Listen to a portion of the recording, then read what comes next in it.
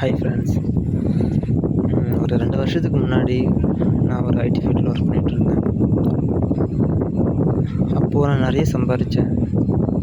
சம்பாதிக்கும்போது நிறைய ஃப்ரெண்ட்ஸுங்களுக்கு நிறைய பேர் என்கிட்ட அமௌண்ட் காசு கேட்பாங்க.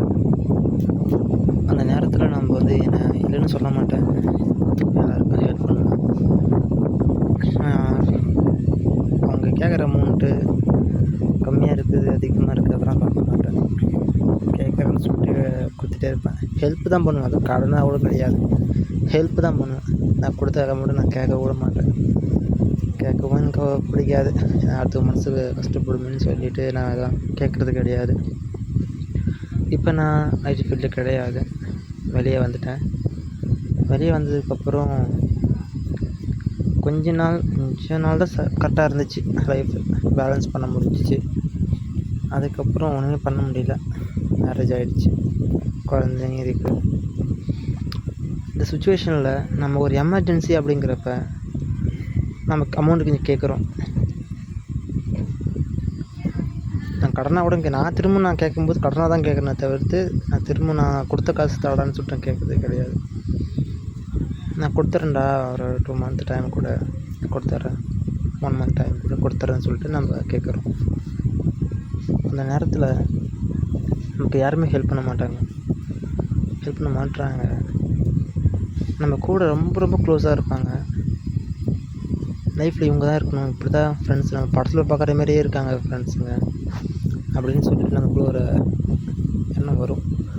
அந்த மாதிரி இருக்கிற ஃப்ரெண்ட்ஸுங்க கூட நம்மக்கிட்ட நம்ம கேட்போம், பார்த்தியா அந்த அமௌண்ட் கேட்போம், கால் பண்ணுறேன்டான்னு சொல்லுவாங்க. என்ன ரெஸ்பான்ஸ் நமக்கு திரும்பி கால் பண்ணி நம்ம ரெஸ்பான்ஸ் பண்ண மாட்டுறாங்க. திரும்பவும் இதனால தான் வந்து நான் தர முடியல, எனக்கு காசு இல்லைடான்னு சொல்ல மாட்டுறாங்க. அப்போ நம்ம எப்படி இருக்குது தெரியுமா, நம்ம கால் பண்ணி நம்ம திரும்ப நம்ம கால் பண்ணி கேட்கறதுக்கு அசிங்கமாக இருக்குது. அப்போ தான் புரியுது நம்மளுக்கு நம்ம லைஃப்பில் வந்து நமக்கு உதவுறது யாருதுன்னா நம்ம அப்பா அம்மா, நம்ம துணைவி, இவங்க தான். தாண்டி வேறு யாருமே நமக்கு ஹெல்ப் பண்ண மாட்டாங்க. எந்த சுச்சுவேஷனும் நமக்கு ஹெல்ப் பண்ணுறதுக்கு யாரும் வரமாட்டாங்க, கை கொடுக்க மாட்டாங்க. நான் இன்றைக்கி கற்றுக்கிட்ட அனுபவத்தை கற்றுக்கினது லைஃப்பில் வந்து ரொம்ப கஷ்டமாக இருக்குது. யார் நம்பக்கூடாதுன்னு சொல்லிட்டு லைஃப்பில் நிறைய விஷயங்கள் இருக்குது.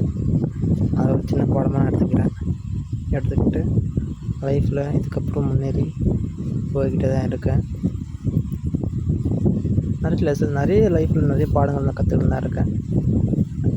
டெய்லி பார்த்திங்கன்னா ஒவ்வொரு பாடம். ஸ்கூல் படிக்கும்போது ஸ்கூல் பாடம், புத்தக பாடம் படிச்சுட்டு இருந்தோம். ஆனால் இப்போ படிக்கிறதெல்லாம் பகுத்தறிவு, வாழ்க்கை அறிவு மாதிரி கற்றுக்கிட்டு இருக்கேன் ஒவ்வொரு நாளும். இது நல்லா தான் இருக்குது. மனுஷங்க எப்படிலாம் இருக்காங்க, என்ன மாதிரி டிஃப்ரெண்ட் டைப்பில் இருக்காங்க, எந்த மாதிரி உருவத்தில் இருக்காங்க.